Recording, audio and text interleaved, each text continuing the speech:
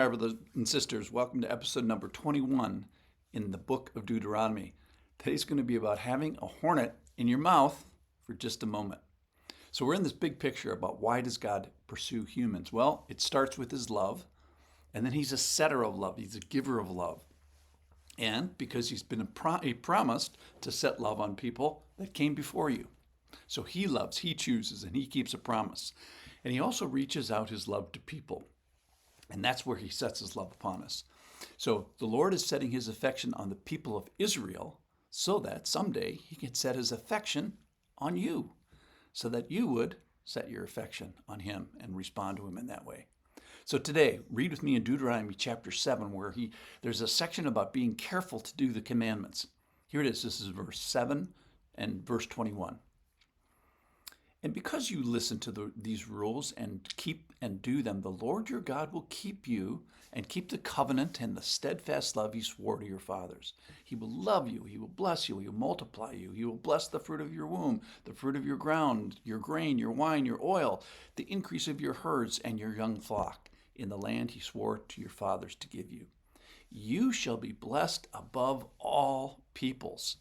There shall not be male or female barren among you or your livestock, and the Lord will take away from you all sickness, and none of the evil diseases of Egypt, which you knew, will he inflict on you, but he will lay them all on those who hate you. You shall consume all the peoples that the Lord your God will give over to you. Your eye shall not pity them, neither shall you serve their gods, for they would be a snare to you. So a big section, be careful what the Lord says, listen and do some things. We find out about God here. He's a covenant keeper. He commits hesed, faithfulness to his people. And then this big long list of all his blessing. He loves, he blesses, he multiplies, he blesses the womb, ground, the grain, the wine, the oil, herds. And you're going to be blessed of all peoples and blessed above all people. So the Lord is setting his affection on Israel. Well, why is that? Is it because they learned it? Well, earlier in the chapter, we found out it's not because you're more in number than any other people that the Lord sets his love on you and shows you. For you were the fewest of people, but it is because the Lord loves you. So there's the love component, and he's keeping the oath that he swore to your fathers. There's the promise component, that he brought you out with a mighty hand. So the Lord's going to take away sickness. He's going to consume people before you. And be careful. Don't get shaky now. Don't pity them. Leave the judgment up to God. Show them no mercy, no marriage, no misworship, those things. So be careful as you enter into the land. And don't get snared by a people that the Lord is purifying this land by removing. So people can be a snare, both the fear of them as well as compassion for them can trip you up as you enter the promised land. So I'm going to clear them out for you, but not too fast. I'm not going to just empty the land and then the wild beast takes over. So here, let me continue in verse 17. If you say in your heart, these nations are greater than I, how can I dispossess them? You shall not be afraid of them, but you shall remember what the Lord your God did to Pharaoh and to all of Egypt, the great trials that your eyes saw, the signs, wonders, and mighty hand, and the outstretched arm by which the Lord your God brought you out.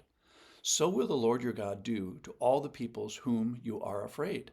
Moreover, the Lord your God, this is my favorite part, will send hornets among them until those who are left and hide themselves from you are destroyed.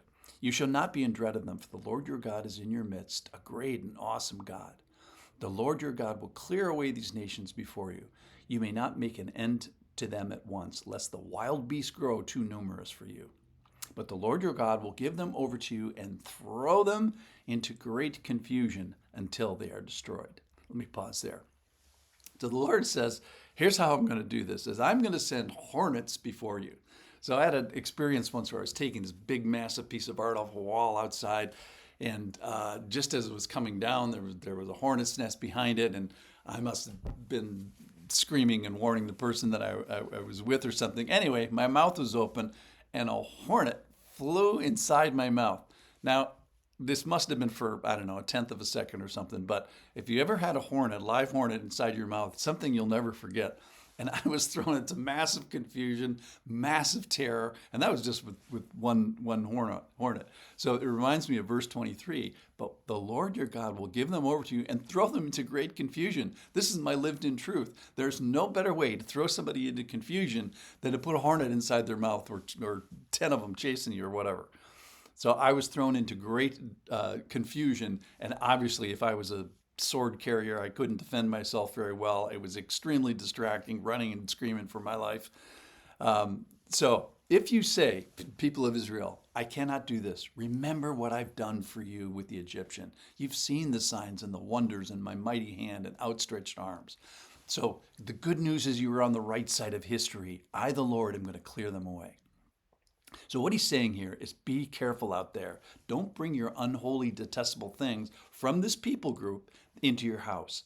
And why? Because if you take their idols or things that are devoted to destruction, the harem that we've talked about, if you bring that inside your house, then the devotion that God has to destroy that thing is going to fall upon you. He wants to make a pure people, at least a people that he sets his love upon.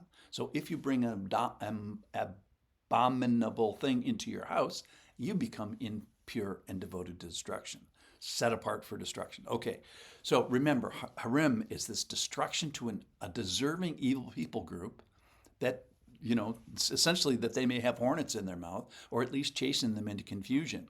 And why does he do it? It's to demonstrate his hesed love, his faithfulness, his kindness to an undeserving people group, who is Israel, by the way. So the Lord uses hornets to set his love upon the people of Israel. Thanks for listening.